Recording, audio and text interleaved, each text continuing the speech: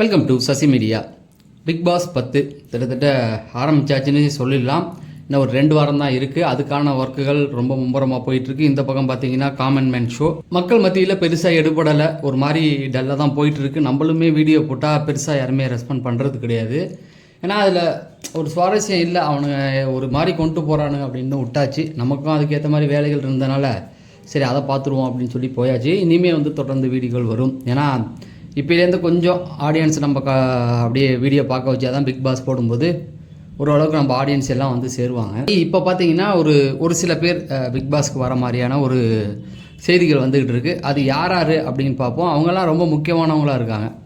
அதில் மெயினாக பார்த்தீங்கன்னா ஃபஸ்ட்டு எடுத்தோடனே சரி சேனலில் சப்ஸ்கிரைப் பண்ணிட்டு வீடியோ லைக் பண்ணியிருக்கேன். ஃபஸ்ட்டு எடுத்தோடனே ஹேமா ராஜ்குமார் அப்படின்னு சொல்லி ஹவுஸ் ஒய்ஃப் அந்த சீரியல் பார்க்குறாங்கல்ல, அவங்களுக்குலாம் பிடிக்கும். அது மதுரை சைடில் இருக்கவங்களுக்கும் ரொம்ப பிடிக்கும். பாண்டியன் ஸ்டோர் அப்படின்ற ஒரு சீரியல் கிட்டத்தட்ட ரொம்ப வருஷமாக போயிட்டுருக்கு. ஃபஸ்ட்டு இது போய் 2வது பார்ட் தொடங்கி 2வது சக்ஸஸாக போய் அந்த அளவுக்கு போயிட்டுருக்கு. இப்போ என்னன்னு தெரில, இவங்க அதே குரூப் வேறு ஒரு சீரியலுக்குள்ளே போயிட்டாங்க. ஐ திங்க் அது முடிக்க போகிறாங்களா இல்லை ஹேமா ராஜ்குமார் வரப்போகிறாங்க. ஏன்னா அவங்க இல்லாமல் பாண்டியன் ஸ்டோரி கிடையாது. அந்த பாண்டியன் ஸ்டோரில் மொத்தமாகவே ஒரு 2-3 பேர் மாறாமே இருப்பாங்க. அந்த பாண்டியன் இருப்பார், அவருடைய 2வது தம்பியோ பையனோ அவர் ஒருத்தர் இருப்பாப்புல, அப்புறம் அவருடைய ஒய்ஃபாக 2 இதுலேயுமே ஒருத்தவங்க தான் வராங்க, ஹேமா அவங்க தான். ஸோ அவங்க வரப்போகிறதா சொல்கிறாங்க. எந்த அளவுக்கு உண்மைன்னு தெரியல. ஆனால் அவங்க அவங்களுக்கான ஃபாலோவர்ஸ் நிறைய பேர் இருப்பாங்க. ஜஸ்ட்டு அவங்கள தெரிஞ்சிக்காதவங்க யாருமே விஜய் டிவி பார்க்குறவங்க எல்லாருக்குமே அவங்கள தெரியும். அந்த அளவுக்கு ஒரு ஆடியன்ஸ் இருக்காங்க. அதனால் கொஞ்சம் கவனிப்பாக வைப்பாங்க. அவங்க பெருசாக எதுவுமே பண்ணணும் இல்லை. வந்த வாரத்துலலாம் ஓட்டு அவங்களுக்கு எதிரும். கொஞ்சம் கேமை ஸ்ட்ராங்காக நின்று பண்ணாங்கன்னா வேறு லெவல். உமர் வராரு அப்படின்னு சொல்லி சொல்கிறாங்க. இவர் ரொம்ப வருஷமாக இவர் வரப்போகிறாரு அப்படின்னு சொல்லிட்டு இருந்தாலும் இந்த வாட்டி கன்ஃபார்ம் அப்படின்னு சொல்லி. ஆனால் இப்போ பார்த்தீங்கன்னா அவரும் குக்கு வித் கோமாளியில் இருக்கார், இன்னும் முடியலன்னு நினைக்கிறேன். அதனால் அவர் வருவார். வந்தால் என்ன, அவருக்குன்னு ஒரு ஆடியன்ஸ், அந்த சாப்பாடு சமைக்கிறதுக்கு அவருக்குன்னு ஒரு ஆடியன்ஸ் சேருவாங்கள்ல, அதுதான். அதனால் அவர் வருவார் அப்படிங்கிற மாதிரி சொல்லிகிட்டு இருக்காங்க. ரொம்ப நாளாகவே பார்த்தீங்கன்னா நம்ம மதன் கௌரி வரப்போகிறாரு அப்படின்னு சொல்லிகிட்டு இருக்காங்க. மதன் கௌரி வந்தால் நல்லா தான் இருக்கும். ஏன்னா சோஷியல் மீடியாவில் நிறைய பேர் கவனிப்பாங்க. ஆனால் மதன் கௌரிக்கு கொஞ்சம் யோசிக்க தெரியும். ஏன்னா நம்ம பேர் இப்பயே நல்லா தான் இருக்குது, இப்போ பிக் பாஸ் வீட்டுக்குள்ளே போனால் நாடிடுவோம் அப்படின்னு தெரியும். 2வது பிக் பாஸ் தாண்டி மதன் கௌரிக்கு அப்படின்னு சொல்லி சோஷியல் மீடியாலே நிறைய எதிரிகள் இருக்காங்க. நிறைய பேருக்கு தெரியாது, அதாவது யூடியூப்லேயே. ஏன்னா ஃபஸ்ட்டு இப்போக்கி இந்த சோஷியல் மீடியாவில் ஃபஸ்ட்டு இடத்துல இருக்கிறதே பார்த்தீங்கன்னா மதன் கௌரி தான். நிறைய பேர் அவரை கலாச்சி வீடியோ போடுவாங்க, சில பேர் அவரை திட்டி வீடியோ போடுவாங்க. இப்போ நம்ம சாட்டைலாம் இருக்காருன்னு நினைக்கிறேன், நாம் தமிழரில் இருக்கார்ல சாட்டை, அவரெல்லாம் மதன் கௌரி எது பண்ணாலும் திட்டி போடுவார்.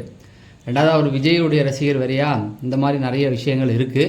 அவரை கேட்டதாக சொல்கிறாங்க. ஆனால் கண்டிப்பாக அவர் வரப்போகிறது இல்லை, அது நல்லாவே தெரியும்.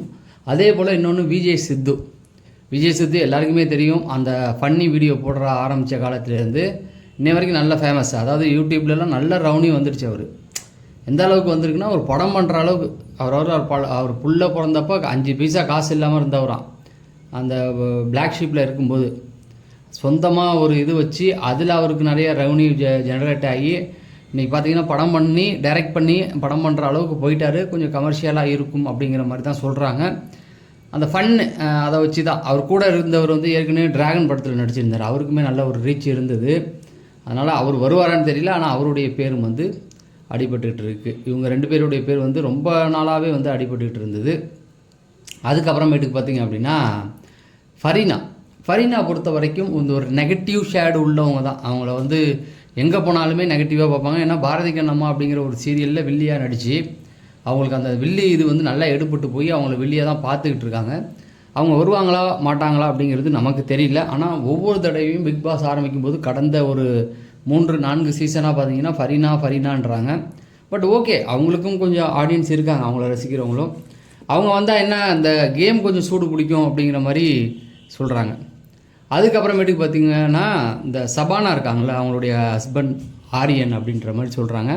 அவருக்குமே நல்ல ஒரு கேர்ள்ஸ் ஃபாலோவர்ஸ் நிறைய பேர் இருக்காங்க. சபானோடைய ஃபாலோவர்ஸுமே கண்டிப்பாக அவங்கள பார்க்குறதுக்கு நிறைய வாய்ப்புகள் இருக்குது. எப்படின்னு தெரியல. ஆனால் அவர் வருவார் அப்படிங்கிற மாதிரி எல்லாருமே சொல்கிறாங்க. அவருக்குன்னு ஒரு ஃபாலோவர்ஸ் கூட்டம் இருக்குது. அதனால் அவர் கண்டிப்பாக வருவார் அப்படிங்கிறதுனால எதிர்பார்ப்புகள் இருக்குது. வரான்னு தெரியல. அதுக்கப்புறமேட்டுக்கு பார்த்திங்கன்னா இன்னொருத்தர் ஸ்ரீதர் மாஸ்டர் அப்படின்னு சொல்கிறாங்க. இப்போ நிறைய காலமாக பார்த்திங்கன்னா இந்த மாஸ்டர்ஸ் நிறைய பேர் சிங்கர்ஸ் 7வது சீசனில் ஒரு சிங்கர் ஒருத்தர் வந்திருந்தார்.